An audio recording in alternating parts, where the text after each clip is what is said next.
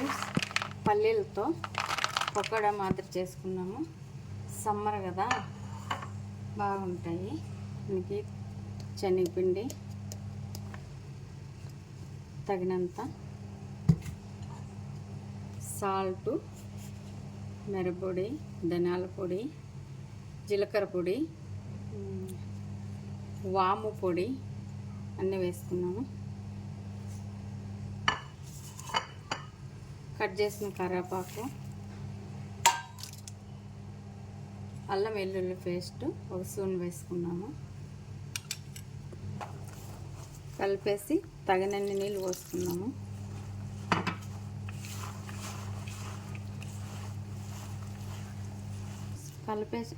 కలిపేసిన friends, ready అయిపోయింది. అరబిన వస్తుంది. ఆయిల్ వేడి అయిపోయింది. కొంచెం కొంచెం కొంచెం కొంచెం వేసుకుంటే బాగా కాలుతాయి.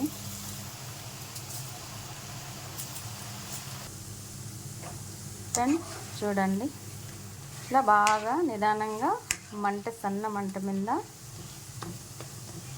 ఏగితే లోపల శనగగింజ బాగా ఏగుతుంది.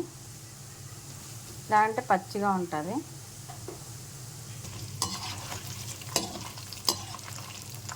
కలర్ బాగా వచ్చినాయి ఫ్రెండ్స్.